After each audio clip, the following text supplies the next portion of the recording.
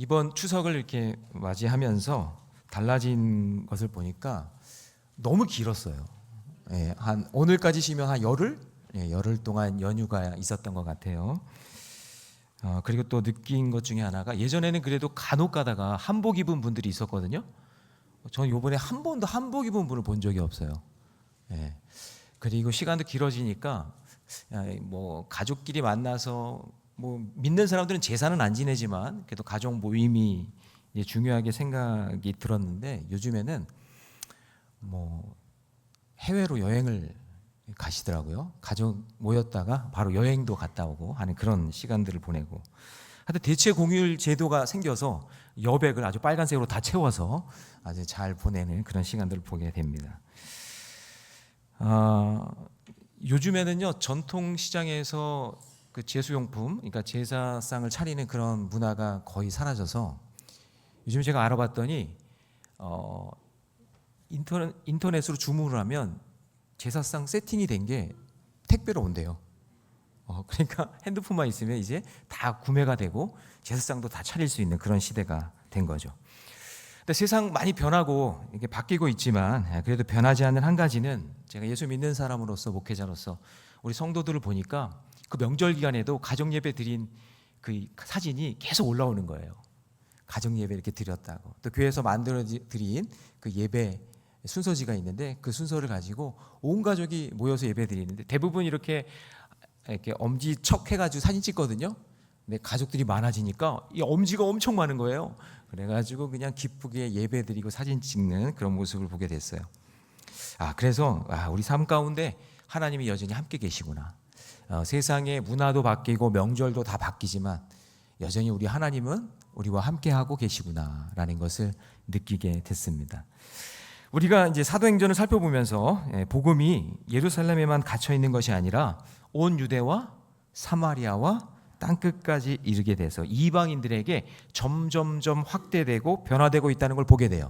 그러니까 복음이 갇혀 있는 게 아니라, 유대인들의 소유물이 아니라, 그 복음이 계속해서 변화되고 확대되고 확산되어져 간다. 저는 충만이라는 것이 뭐 이렇게 어디 한 곳에 가득 차가지고는 넘치는 것도 충만이지만, 이 충만이라는 의미가 어떤 한 곳에 족속되어 있는 것이 아니라 계속해서 퍼지고 변화되고, 그리고 그것을 많은 사람들이 느껴지는 것.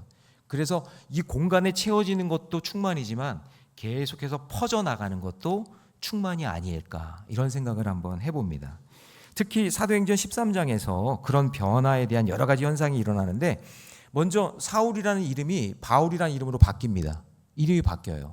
변화가 일어나죠. 영적인 주도권이 처음에는 바나바였는데 바울로 바뀌고, 동역자였던 마가가 도망갑니다. 믿었던 사람인데 함께 해야 되는 사람이 도망가고, 도리어 구브로에서 누가가, 사도행전과 누가복음은 누가가 썼잖아요. 또 직업이 뭐였죠? 의사잖아요. 그러니까 사도 바울이 몸이 아프고 연약할 때 고쳐줄 수 있는 누가가 함께한 거죠. 그러니까 마가 요한이 떠난 거에 대한 슬픔이 있지만, 그러나 새로운 사람을 만나게 해주셔서 변화가 일어나는 그런 역사가 경험이 되어지는 거죠. 그래서 선교지도 한 곳이 아니라 계속해서 바뀌어집니다. 바뀌어지지 않는 한 가지는 무엇이냐? 바꿔지지 않는 한 가지는 바로 성령이 함께 하시는 것, 성령이 그들을 이끌어 주셨다는 것, 성령이 인도해 주셨다는 것, 성령이 그들과 함께 하셨다는 것, 그것은 변함이 없습니다. 이거죠. 그 율법의 전문가인 바울이 자기 설교의 결론에서 구약의 내용을 구속사의 관점으로 연결하면서 예수님의 십자가와 부활과 그 승천을 선포합니다. 너무나 중요한 거잖아요. 그러니까 사도행전의 특징은 성령, 예수의 영, 십자가, 부활, 승천, 이 세 가지가 계속해서 선포가 되었다는 거예요. 그래서 선민사상에 물들어 있던 유대인 너희들도 우리 모두는 다 뼛속까지 죄인이고 죄의 삭은 사망이며 영생에 이르지 못하는 존재라는 것이죠. 어쩌면 이게 충격적인 거예요. 그런데 그 문제를 해결할 사람이 오셨다. 그분이 메시아인데 그분이 바로 예수 그리스도다. 이런 거죠. 그러니까 어떻게 보면 유대인들에게는 이런 설교를 들었을 때 충격이었을 거예요. 어떻게 추석 명절에 한복을 안 입어? 어떻게 추석 명절에 가족이 여행을 떠나? 어떻게 추석 명절에 제사상을 택배로 받아? 이렇게 되는 거죠. 그러니까 전통 그걸 고집하는 사람들에게는 해석이 안 되고 이해가 안 되는 그런 사건이 일어나는 거죠. 이런 충돌이 일어날 것이 뻔하니 이제 바울이 그것의 이해를 돕기 위해서 너희들이 그렇게 기다리는 다윗을 메시아라고 생각했거든요. 그래서 그 이스라엘 국기를 보면 다윗의 별이 있어요. 그러니까 너희들이 그렇게 기다리는 그 다윗과 내가 지금 이야기하는 예수 그리스도, 그거를 비교하면서 다윗은 결국 썩어서 없어질 존재가 되지만 예수 그리스도는 썩지 않고 부활하셨다. 사망 권세 이기셨다. 그리고 우리에게 천국을 약속하셨다. 그것을 비교하면서 담대하게 선포한 내용이 사도행전 13장 앞부분에 나옵니다. 그러면서 사도 바울은 죄와 죽음과 영생의 문제를 해결하신 예수님을 믿으면 우리도 썩음을 당하지 않고 영생을 얻을 수 있다는 그 강력한 복음을 선포하고 있는 내용이 사도행전 13장이죠. 자, 그러자 이제 비시디아 이 안디옥에서 일어난 일이니까 거기서 살고 있었던 사람들이 사도 바울의 설교를 듣고 어떤 사람들은 성령이 막 충만해가지고 그런 거였냐 하면서 구속사가 확 연결이 되면서 우리가 그렇게 믿었던 그 구약의 그 메시아가 바로 예수님이라고 하면서 성령 충만함을 경험한 사람들이 나오는가 하면, 아니면 그 시민 전체가 어떤 충격에 빠져서 야 저거 뭐야? 저거 이단 아니야? 막 사이비 아니야? 막 그러면서 사도 바울을 그 일행을 죽이려고 하는 그런 충격적인 일들이 나타나기 시작하는 거죠. 그래서 성령 충만한 일들이 일어나면 나타나는 현상이 13장에 사도행전 13장에 나타나 있거든요. 저는 우리 교회도 성령 충만한 교회가 됐으면 좋겠고 우리 성도님들도 성령 충만한 성도들이 되시기를 축원합니다. 그러면 이제 앞으로 일어날 현상에 대해서 마음의 준비를 하셔야 돼요. 자, 성령 충만한 교회 성도 어떤 일들이 일어나느냐. 첫 번째는요, 부흥과 핍박이 있다는 거예요. 자, 여러분 오늘 본문 사도 바울의 설교를 들었던 비시디아 안디옥 사람들이 한번 반응을 한번 보자고요. 제가 42절을 읽어볼게요. 그들이 나갈 새 사람들이 청하되 다음 안식일에도 이 말씀을 하라 하더니, 그러니까 너무나 말씀이 은혜가 되니까 또 듣고 싶다는 거죠. 자, 43절은 여러분이 읽습니다. 다 같이 시작.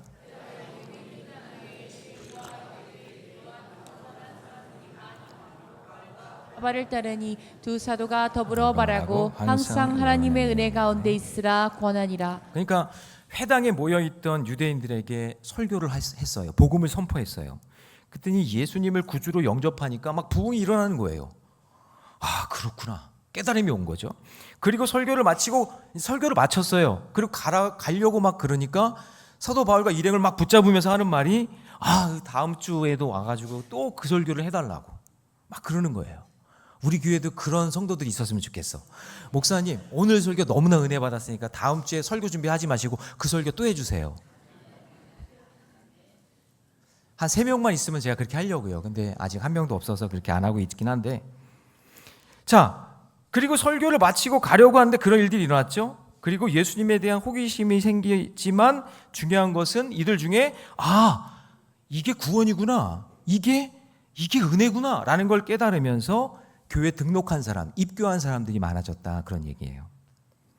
자, 그러자 복음에 대한 반응이 점점점 확장됩니다. 자, 44절 같이 있습니다. 시작. 그 다음 안식일에는 온 시민이 거의 다 하나님의 말씀을 듣고자 하여 모이니. 얼마나 많이 모였던지 그 비시디아 안디옥 시민들이 거의 다 모였대요. 역사의 기록에 보면 이때 당시에 인구수가 비시디아 안디옥이라는 인구수가 한 10만 명이었대요. 근데 회당을 제가 아는데 회당의 크기는 그걸 다 수용할 수 없거든요. 그러니까 아마 회당 안에도 밖에도 막 사람들이 몰려서 설교를 들으려고 인산인해를 이뤘던 거죠. 그런데 그 중에는 바울의 설교를 시기하고 반박하고 비방하는 사람들도 있었다는 거예요. 45절 같이 했습니다. 시작. 유대인들이 그 무리를 보고 시기가 가득하여 바울이 말한 것을 반박하고 비방하거늘.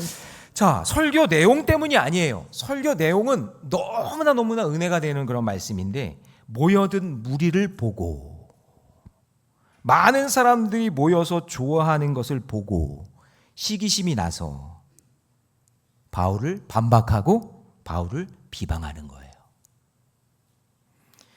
그래서 여러분 잘 보시면 설교 말씀을 듣다가 하나님의 은혜와 부흥을 경험한 사람도 있고 어쩔 때는 그 말씀 때문에 아니면 그 상황 때문에요 말씀이 들리지 않고 그냥 시기하고 반박하고 비방하는 사람도 있다 없다?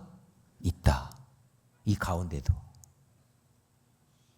그래서 설교자는요 그거 다 이게 시간 재고 사람들 이렇게 사람 시선이나 평가할 거 그런 거 두려워해서 말씀 대충 전하고 그냥 복 받는 이야기, 좋은 이야기, 듣기 좋은 이야기만 하면 안 돼요. 어쩔 때는 말씀을 전했는데 돌이 날라올 수도 있고 말씀을 전했는데 나를 비방하는 사람도 있을 수 있다. 자, 여러분 성령이 충만한 가운데 밝혀지고 드러난 일에 대한 태도를 여러분 잘 보십시오. 성령이 충만한 상황이에요. 성령이 역사하는 그 순간이에요. 근데 자기가 못한 일을 누군가 잘하면 그러면 아이고 인정해주고 칭찬해주고 배우려는 태도, 그런 태도가 좋은 태도 아니에요? 자기가 모르는 것이 있으면 솔직하게 모른다고 이야기하고 못한다 그러면 못한다고 이야기하고 그러면 그것을 인정해주면서 아 그럼 내가 좀 배우겠습니다. 내가 함께 하겠습니다. 라고 하는 것이 좋은 태도 아니에요? 지금 바울의 설교는 유대인들을 무시하는 설교가 아니에요. 회당을 공격하는 설교도 아니에요. 그토록 기다리던 메시아 예수 그리스도에 대한 십자가와 부활과 승천, 그것을 설교했는데 생명을 살리기 위한 설교를 했는데 두 가지 반응이 나타나는 거예요. 그런데 유대인들은 바울이 전한 메시지가 아니라 뭐를 보고 있어요? 모여든 사람, 그 상황, 사건, 사람을 보고 있는 거예요. 자기들보다 바울 일행이 더 인기가 좋으니까 바울을 반박하고 비방하는 거예요. 비협조적으로 나오는 거죠. 이것은 신앙인의 건강한 태도가 아니라는 겁니다. 이게 정말 안타까운 거예요. 불쌍한 거예요. 그래서 여러분 명절이 되어서 온 가족이 모이면 우리 교회 성도들은 그냥 어떻게 보면 말씀 예배 드릴까 오직 십자가만 자랑하잖아요. 근데 어떤 분들은 막 자기 자랑해요. 기죽지 않으려고 자기 사업 자랑하고 자녀들 자랑하고 집값 자랑하고 땅값 자랑하고 새 차 자랑하고 막 그러잖아요. 이번에 명절에도 있었죠? 있었잖아. 그런 말 들으면 어때요? 겉으로는 그냥 축하해주고 있지만 속으로는 막 시기 질투가 막 일어나면서 배도 아프고 그냥 먹었던 전이 소화도 안 되고 그냥 막 그러면서 막 괴롭잖아요. 여러분 사도 바울이 회당에서 복음을 전해도 시기 질투가 있다 없다? 있다. 베드로와 요한이 예수의 이름으로 남에서 안진뱅이 이렇게 세우니까 거기도 종교 지도자들이 시기하잖아요. 예수의 이름으로 복음 전하지 마라 그러잖아요. 스데반이 설교하는데 많은 사람들이 은혜 받았지만 종교 지도자들이 시기하고 질투하고 유대인들이 돌을 들어 던지잖아요. 우리가 복음 전할 때도 마찬가지예요. 말씀 붙잡고 살려고 그러면 여러분 어떻게 하면 성령 충만하게 살려고 그러면 어떤 사람은 성령 충만함으로 은혜 받고 그 은혜가 전달되고 함께 성령 충만한 공동체를 이루며 믿음의 길을 걷는 사람이 있고 어떤 사람은 알고 싶지도 않고 관심도 없고 너는 너 나는 나 그렇게 살아가는 사람도 있다는 거예요. 그냥 여러분 그런 현상이 자연스럽다라고 생각하시면 돼요. 그래서 여러분 어떤 사람은 교회를 욕하고 하나님을 저주하는 사람도 있어요. 도리어 그런 갈등의 순간이 왔을 때 여러분 믿음의 선택을 하셔야 돼요. 내가 지금 무엇을 선택해야 되지? 성령 충만을 향해 가는 이때에 지금 사도행전을 우리가 함께 공부하고 나누고 있는 이때에 지금 우리 교회가 우리 성도들이 어느 방향으로 가야 하는지 무엇을 향해 가야 되는지 그것을 계속 고민하고 묵상하면서 하나님 제가 성령 충만한 물줄기를 따라 세상의 악한 충만이 아니라 세상 충만이 아니라 성령 충만한 그 길을 향해 함께 가길 원합니다. 하나님 저를 쳐서 복종시켜 주시고 하나님의 뜻이 어디에 있는지 알게 해 주옵소서 하고 그 길을 같이 가야 되는 거예요. 그게 지혜로운 사람이에요. 왜냐하면 여러분 하나님의 말씀과 예수 그리스도에 대한 복음에 대한 반응의 결과가 엄청난 차이가 나기 때문에 그래요. 복음에 대한 반응에 따라 한쪽 길은요 죄와 사망의 길이고 한쪽 길은 생명과 영생의 길이라는 것을 사도 바울은 알고 있었기 때문에 자 46절 같이 읽습니다. 다 같이 시작. 바울과 바나바가 담대히 말하여 이르되 하나님의 말씀은 마땅히 먼저 너희에게 전할 것이로되 너희가 그것을 버리고 영생을 얻기에 합당하지 않은 자로 자처하기로 우리가 이방인에게로 향하노라. 그러니까 바울과 바나바는 두려워하지 않아요. 그러니까 비방하고 날 유혹하고 흉보는 거에 두려워하지 않고 복음을 거부하고 비방하는 유대인들, 내가 지금 너희들에게 성령 충만의 길이 무엇이고 생명의 길이 무엇인지 이야기했는데 너희들 수용하지 않아? 영접하지 않아? 너희 영생을 얻는 합당하지 않은 자야. 그러니까 나는 그 복음을 어디에다 전해? 이방인에게 가서 전한다. 이렇게 얘기하는 거예요. 그래서 바울과 바나바는 복음 전하는 것을 차별하지 않았어요. 먼저 회당에 가서 전하잖아요. 유대인들 자기 거부한다고 유대인들 너희들이 이제 복음 듣지도 마. 그게 아니라 유대인들에게 회당 찾아가서 일부러 먼저 복음을 전해요. 근데 너희들이 거부했으니 난 여기서 멈추지 않고 이방인에게 가서 복음 전한다. 그렇게 얘기하는 거죠. 그러니까 사랑하는 성도 여러분, 복음을 전하는 일에는 당연히 부흥과 핍박이 함께 옵니다. 이상하게 여기지 마세요. 혹시 복음을 전하는 일에 난 상처받기 싫어. 나는 뭐 이런 말 듣기 싫어. 그래서 나는 안 할래 하고 여러분 멈추고 있었다면 다시금 용기를 내서 복음을 전하셔야 돼요. 생명 살리는 일에 힘쓰시기 바랍니다. 그게 성령 충만한 교회 성도가 가야 할 길이에요. 뭐와 뭐가 같이 있다고요? 부흥과 핍박이 같이 있다. 잊지 마시기 바랍니다. 두 번째, 성령 충만한 교회는요, 사명과 헌신이 같이 있어요. 자, 우리 49절 같이 있습니다. 이런 표현이 우리 교회도 있었으면 좋겠어요. 49절 시작. 주의 말씀이 이 지방에 두루 퍼지니라. 두루 퍼지니라. 두루 퍼지니라. 복음을 전하는 사명자에게 이것처럼 가슴 뛰는 말이 어디 있어요? 우리 모래늦게 성도들이 가는 곳마다 복음이, 하나님의 말씀이 두루 퍼지니라. 할렐루야. 이것처럼 가슴 뛰는 말이 어디 있어요? 근데 여러분, 이게 두루 퍼지면 좋겠는데 두루 퍼지는 거 막는 사람도 있다는 거죠. 막는 그런 세력도. 그래서 필요한 게 뭐냐면 헌신이 필요한 거예요. 여러분, 창세기 4장에 보면 가인과 아벨 예배가 나오죠. 가인과 아벨 여러분 얘기 많이 들어보셨죠? 둘 다 똑같이 하나님을 예배하는데 반응은 두 가지예요. 둘 다 지금 누구를 예배하고 있어요? 둘 다 하나님을 예배하고 있잖아요. 가인도 하나님을 예배하고 아벨도 하나님을 예배해요. 그런데 하나님은 아벨과 아벨의 제물은 받으시고 가인과 가인의 제물은 어떻게 해요? 받지 않으세요. 그러면 여기서 가인은 뭔가 자기에게 문제가 있다는 걸 깨달아야 되잖아요. 이때 당시에는 하나님께서 이렇게 너와 너의 제물 너무나 좋다 하면서 흠량하시고 그리고 받아주셨다. 그런 의미의 놀라운 그런 말이 연랍이라는 거잖아요. 하나님이 연랍해 주셨다. 근데 하나님이 연락해 주시지 않았다라는 사인이 오면, 그게 직접 느껴졌으면, 그러면 가인은 그 자리에서 자기 죄를 봐야 되고 회개를 하고, 하나님 무엇 때문입니까? 하나님 제가 뭐 이거 준비한 게 좀 마음에 안 드셨습니까? 하나님 제가 뭐 죄진 게 있습니까? 하면서 하나님께 좀 물어보고, 그렇게 뭐 수정 보완을 하면서 믿음의 길 걸어야 되는 게 맞죠? 맞잖아요. 그렇게 해야 되잖아요. 사인을 보여주신 거예요. 받았다 안 받았다라는 거 하나님께서 사인을 보여주신 거예요. 그런데 가인은 하나님께서 보여주신 그 사인에 대해서 모든 걸 누구에게 투사하냐면 아벨에게 투사하는 거예요. 너 때문이라고. 사람에게 모든 원인을 지금 찾고 있는 거예요. 하나님의 뜻을 잃어버리고 도리어 어떻게 하면 옆에 있는 돌을 들어서 아벨을 죽이는 거예요. 그러니까 어떤 분이 여러분 예배를 드리는데 집중해서 말씀을 듣는 분이 있어요. 지금도 이렇게 보면 말씀을 집중해서 들으려고 하는 분이 있어요. 왜냐하면 하나님 말씀에 생명이니까 그것을 얼마나 사모하고 얼마나 집중해야 되는지 알기 때문에. 그리고 그 인생에 엄청난 고난과 아픔이 온 사람들은요, 오늘 이 말씀을 생명처럼 여기고 아멘 아멘 하면서 듣는 분들이 있다고요. 어떻게든지 하나님의 뜻을 찾으려고, 어떻게든지 하나님 만나려고. 그런데 마음에 갈급함이 없고 간절함이 없으면요, 하나님의 뜻에 집중하지 않아요. 다른 거 쳐다보고 다른 거 막 하다가 이게 뭐야? 하나님 나 예배 안 받아주셨네? 그러면서 다른 걸 또 원인을 찾는 거예요. 시기, 질투, 비난, 평가하기 시작하는 거죠. 이런 사람들은 다 가인일 확률이 높아요. 그래서 손에 들고 있는 돌, 여러분 빨리 내려놓으세요. 예? 내려놓은 소리가 들리네. 툭툭툭툭툭 이렇게 막 던지려고 했던 돌을 빨리 내려놓으세요. 그게 여러분에게 건강에, 영적인 건강에, 육신의 건강에 다른 도움이 되지 않아요.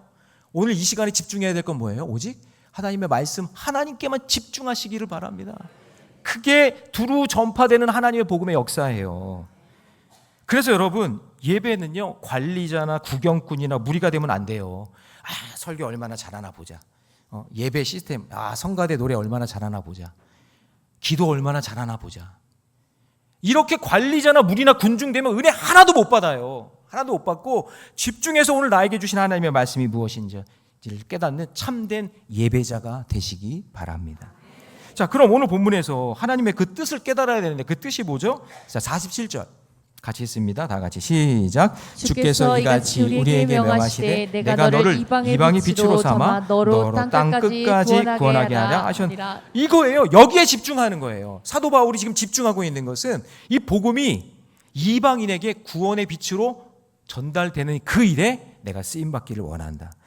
너로 땅 끝까지 구원하게 하는 일이 하나님의 뜻이다. 그게 바울의 사명이에요. 그 사명 딱 붙잡고 흔들리지 않고 하나님께 헌신하는 거예요. 그러니까 놀라운 역사가 거기서 일어나는 거죠.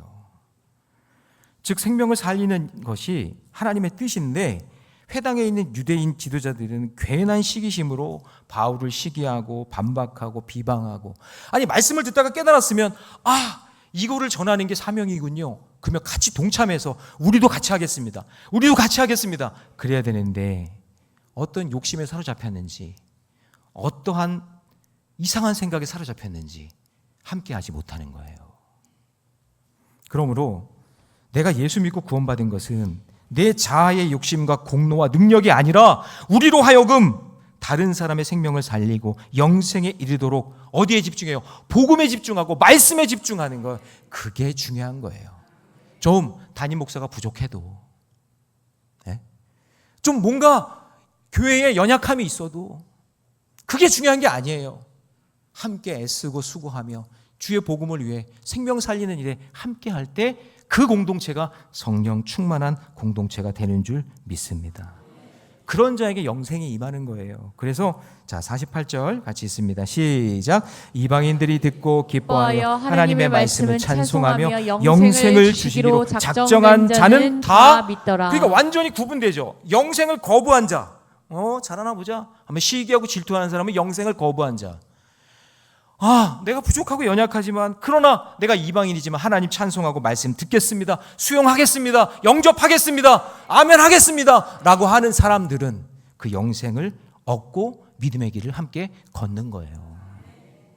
복음을 거부한 유대인들은 영생에 이르지 못하지만 복음을 수용한 이방인들은 영생을 얻는 문이 열리기 시작하는 겁니다.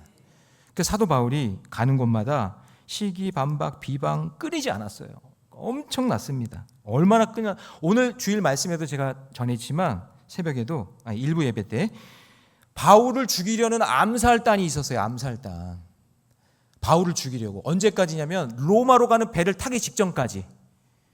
그러니까 계속 가는 곳마다 바울을 죽이려고 하는 사람들이 늘 있었다는 거예요. 그렇지만 그 복음을 막을 수가 없었어요.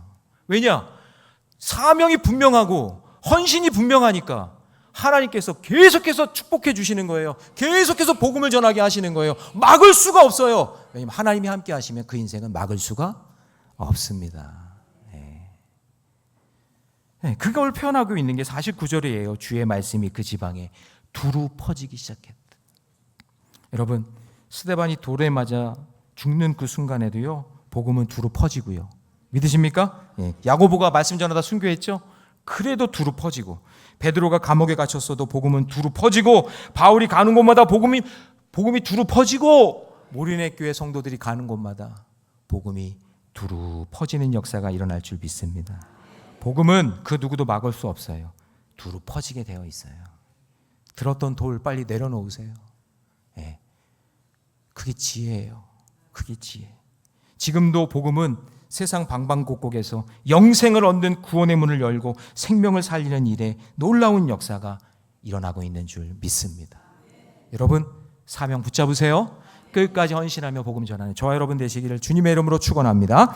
자, 마지막 세 번째요. 성령이 충만한 교회는요, 영접과 거절이 있습니다. 자, 바울의 설교 이후에 복음이 퍼지기 시작합니다. 여러분 여기서 한번 잘 들어보세요. 바울과 바나바는 어떠한 불평과 원망 없이 성령이 이끄시는 대로 인도하심에 따라 복음을 들고 그 다음 장소로 향해 갑니다. 자, 보세요. 51절에 보니까 두 사람이 그들을 향하여 발에 티끌을 떨어버리고 어디로 가요? 이고니온으로 강원. 그 다음 사역지가 또 있어요. 그냥 또 가는 거예요. 여기서 발에 티끌을 떨어냈다는 것은 좋은 일이든 나쁜 일이든 미련 두지 않겠다 그거예요.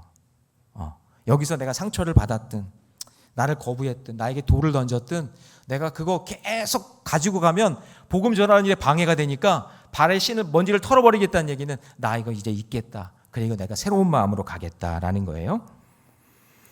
그러니까 우리가 이제 살다 보면 나를 힘들게 하는 사람이 있고 상황이 있을 수 있잖아요.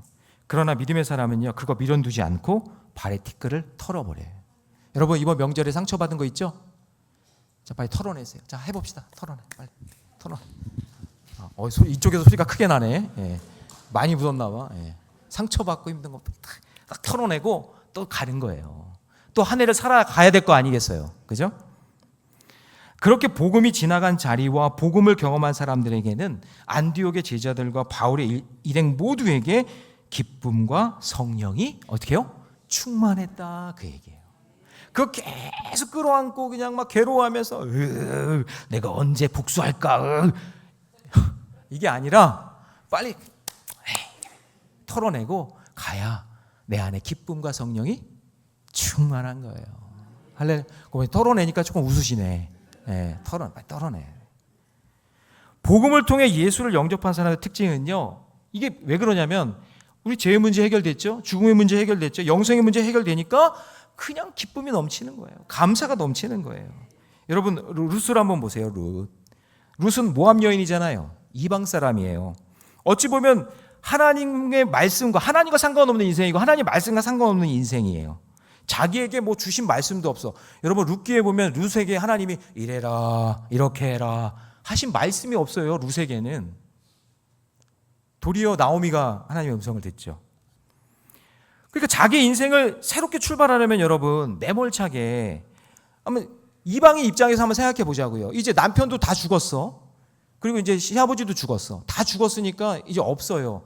그리고 또 혼자만 남아 있으니까 이제는 그냥 자기 혼자 이제 새롭게 출발하려면 나오미 그냥 내팽개치고 시어머니들 죄송해요. 예.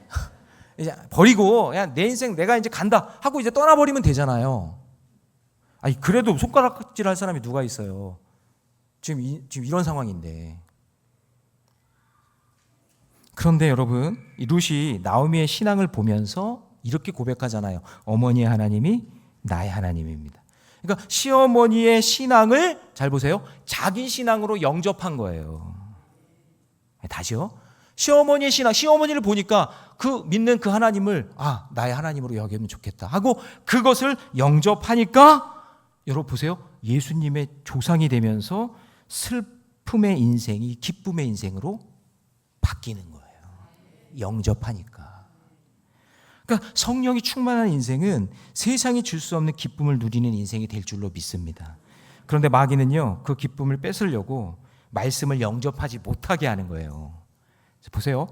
영접하면 기쁨이 넘치는데 마귀는 자꾸 못하게 만드는 거예요. 연약하고 부족한 사람을 영접할 때에 관계에 기쁨이 나는 것처럼 기쁨이 생기는 것처럼 그렇게 해야 되는데 그 사람 영접하지 못하게 하는 거예요. 자꾸 밀어내요. 시기하고 질투내고 계속 밀어내는 거예요. 거부하는 거예요. 그러면 그 안에 기쁨이 없어요.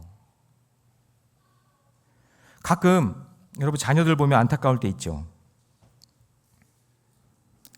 저희 자녀들 보면 이제 자기 힘으로 막 애쓰면서 몸부림쳐도 잘 안 될 때 우리 아이들 보면서 다른 사람들과 막 비교되니까 막 슬프고 또 목회자 자녀들은요 은근히 일반 성도들에게 또 가정과 또 비교가 돼요. 목사님 자녀는 다 잘 되고 목사님 자녀는 다 막 성공하고 그래야 된다고 생각해요. 성도님들이. 제가 서울로 이제 부임받아서 오니까 목사님 우리 애들 이제 4명 이제 전부 다 여기 연대도 있고 여기 이대도 있고 애들 너무나 좋겠어요. 아니 거기 갈 수 있는 성적이 돼야 가지. 성적이 안 되는데 거기를 어떻게 가? 근데 마치 목사님 자녀들이니까 이제 좋은 이제 학군에 이제 왔으니까 이제 그런데 다 들어갈 것 같다고 생각을 하는 거죠. 그러면 얼마나 좋겠어요. 근데 그게 아닌 거죠. 우리 아이들도 보니까요, 막 몸부림치고 애쓰고 공부는 안 되고 갈 길은 뭐 어떻게 해야 될지 모르고 그런 모습 볼 때 부모로서 어때요, 마음이? 아니 여기 코앞에 연대인데 코앞에 여기 이대인데 거기 우리 교회 자녀들 애들은 막 그런데 들어가는데 막 이런 거 있잖아요. 안타까워. 그러니까 저는 그래도 하나님께서 가야 할 길들이 그런 오해하지 말고 들으세요. 여기 장로님도 연대 나왔는데 연대 갔다고 사람이 잘 되는 거 아니에요. 아니 이대 갔다고 사람이 잘 되는 거 아니에요. 여기 연대 동문이 있는 거 아는데 부목사님도 연대 나왔고 근데 사람의 길은 모르잖아요. 그렇죠? 아멘 좀 해보세요. 여기 아멘 큰 소리 안 하신 분들은 아마 그쪽 대학 안 나오신 분들일 것 같겠네. 자, 그런데 저는 그렇지만 본인은 또 얼마나 슬프겠어요. 본인이 자기가 노력했는데 점수가 안 나오고 실력이 안 되고 막 그러면 너무나 그게 슬픈 거죠. 저희 집에 한 녀석은 고3 때 이제 수시를 준비해. 저희 집 아이들은 다 예체능이에요. 그래서 수시를 이제 준비하는데 이제 만약을 대비하기 위해서 이제 정시도 준비해야 되니까 이제 막 시험 준비하면서 성적 올리려고 이제 막 준비하는 거예요. 근데 이게 안 돼요. 제가요 그 엄청난 그 문제집을 사줬는데도 문제집이 그대로 있어요. 이렇게 했는데 그대로 안 돼요, 안 돼. 그러니까 그거를 열심히 해도 안 되는 그런 상황 속에 있는 거죠. 그러니까 본인도 얼마나 힘들겠어요, 괴롭고. 게다가 학원을 다니는데 이게 또 학원 원장이 방향을 잘못 잡아준 거예요. 얘가 지금 잘하는 게 있는데 그 잘하는 거를 계속해서 이렇게 밀어줘서 이렇게 그쪽으로 실기를 볼 수 있도록 해줘야 되는데 갑자기 원장이 이거 아니 이렇게 하면 안 된다고 하면서 다른 쪽으로 해야 된다고 얼마 시험 실기 남지도 않았는데 얼마 남지도 않았는데 확 틀어버린 거예요. 그러니 그것 때문에 막 절망하고 막 실망하면서 학원 나 그만둘 거라고 학원 때려친다고 막 그러면서 학원도 이제 안 다니게 됐어요. 그러니까 보세요. 내신도 안 돼 이제 준비하면 좀 시간이 걸려. 이제 학원도 이제 안 가니까 도움도 못 받아. 그래서 이제 몇 달 남겨놓고 이제 결과물이 나와야 되는데 결과물이 안 나오는 상황이죠. 수시를 준비할 이제 장소가 없어요. 학원에서 해야 되는데 학원은 이제 안 다니니까. 그래서 결국 제 방 6층에서 목양실에서 입시를 준비하게 된 거죠. 본인이 제일 힘들었겠지만 바라보는 저도 좀 힘들었어요. 저는 설교 준비하고 그 녀석은 옆에서 그림 그리고 얘기해버렸네. 네. 계속 보니까요 한 자리에 앉아서 막 3시간, 4시간, 5시간씩 그림 그리는 거예요. 근데 저는 설교 준비하고 그림 그리고 그러니까 한석봉은 글을 쓰고 저는 떡을 썰고 하는 이런 상황 속에 된 거죠. 막 3시간, 4시간 그림을 그리면서요 훌쩍훌쩍 우는 소리가 들려요, 제 귀에.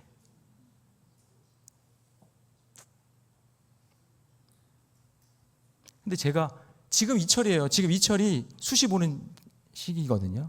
이때만 되면 그때 생각이 나요. 근데 그림을 그리는 걸 제가 도와줄 수 없잖아요. 제 전공도 아니고. 정말 하나님께 기도할 수밖에 없더라고요. 기도할 수밖에. 있는 모습 그대로 그 아이의 모습을 영접해. 그러니까 그 모습 그대로 너 왜 그렇게 했어? 그만 내신 좀 잘 준비하지 이 녀석아. 왜 그냥 너 생각을 얘기 안 해가지고 그냥 이 모양이 된 거야. 막 학원 원장 왜 학원도 안 가고 이러는 거야. 막 제가 거기서 막 따지고 야단치고 그러면 그는 영접한 게 아니라 거절한 거죠. 거부한 거죠. 근데 그냥 그 모습 그대로 그냥 영접했어요. 기도하자. 같이 하자. 아빠가 기도할게. 그러면서 그 길을 같이 걷기 시작하는 거죠. 그럼 그 안에서 여러분 참 희한해요. 그렇게 누군가 나를 영접해 주면요. 아무도 다 나를 외면해도 한 사람만 나를 이렇게 영접해 주면 살 소망이 생기는 거예요. 그 마음이 막 강해지는 거예요. 그래서 그 안에서 치유가 일어나고 회복이 일어나고 훗날 세상이 줄 수 없는 기쁨과 능력을 성령 충만함을 그때 경험하기 시작하는 거예요. 그 관계 속에서. 그러니까 이 녀석이요, 시간이 지나서 정말 하나님의 은혜로 원하는 대학에 수시에 합격했어요. 이게 하나님 은혜예요. 그냥 하나님 은혜. 제가 볼 때는. 그러니까 늘 이야기하는 게 뭐냐면, 이 녀석이 늘 이야기하는 게 그때 6층에서 이젤 펼쳐놓고 그림 그리던 그 시간, 그때가 자기 인생에서 가장 감사하고 그때가 가장 기쁜 시간이었다고 얘기하는 거예요. 그러니까 뭐예요? 영접하면 관계가 회복되면서 그 안에 성령의 역사가 일어나기 시작하는 거예요. 그러니까 여러분, 우리가 잘 믿어지지 않더라도 하나님의 말씀을 영접하면, 예수 그리스도를 영접하면, 그러면 그 안에 기쁨이 넘쳐날 줄로 믿습니다. 그리고 나의 약함이 보여요. 여러분, 어떤 사람은 육체의 약함도 있고, 어떤 사람은 뭐 경제적인 약함이 있고, 지식의, 관계의, 학력의 연약함이 있을 때, 여러분 너무 괴로워하거나 슬퍼하지 말고 그냥 있는 모습 그대로 나를 영접해 주시는 주님 앞에 나오시면 돼요. 내 마음 아시는 분이 그분이니까, 나의 모든 형편을 아시는 그분이니까 그분께 나오면 그분께서 나의 마음을 만져주세요. 자, 그런데 이 복음을 순순히 영접하면 좋잖아요. 그런데 영접하지 않고 거절당하는 상황이 와요. 아니면 내가 거절당한다는 거예요. 나는 그 사람을 영접하려고 하는데 상대방이 나를 거절할 때, 그때가 또 중요하거든요. 그때도 하나님의 사인이에요. 자, 이걸 어떻게 생각해야 되냐면, 자 보세요. 50절 읽습니다. 자, 이 부분이 중요합니다. 50절 다 같이 시작. 이에 유대인들이 경건한 규비인들과 그 신의 유력자들을 선동하여 바울과 바나바를 박해하게 하여 그 지역에서 쫓아내니. 그 지역에서 어떻게 했어요? 쫓아냈어요. 그러니까 사도 바울은 복음을 영접하길 원했고 그들을 영접하기 위해서 생명을 걸고 거기 들어갔는데, 그 사람들은 나를 영접한 게 아니라 그 사람들은 나를 어떻게 해요? 거부하는 거예요. 자, 쫓아냈다는 거 거절당한 거죠. 거절당한 것을 어떻게 생각했냐면 하나님의 사인으로 여기는 거예요. 자, 그래서 어디로 가죠? 51절 다 같이 시작. 두 사람이 그들을 향하여 발에 티끌을 떨어버리고 어디로 가요? 나는 그 사람들을 영접하려고 하지만 그 사람이 나를 거부할 때는, 아, 이게 사인이구나, 하나님의 뜻이구나, 하나님의 계획이구나. 그래서 여러분, 사도 바울에게 거절의 사건은 뭐죠? 거기에 머물지 말고 다른 땅으로 가라는 하나님의 사인으로 여겼다는 거죠. 그래서 여러분 잘 보세요. 사도행전을 종합적으로 이야기했을 때 그때 핵심 메시지가 사도행전 1장 8절이거든요. 같이 한번 읽어볼까요? 시작. 오직 성령이 너희에게 임하시면 너희가 권능을 받고, 그 다음 여러분 보세요. 권능을 받았으면 좋은 거잖아요. 그러면 계속 어디에 머물거나 어디 잘 먹고 잘 살거나 뭐 복 받았다 그런 얘기가 나와야 되는데, 권능을 받았어요. 성령이 임해서 성령을 영접했더니 권능을 받았는데 그 다음은 어떻게 되냐? 예루살렘이 아니라, 온 유대가 아니라, 사마리아가 아니라 땅끝까지 이르는 그 순간까지 가는 거예요.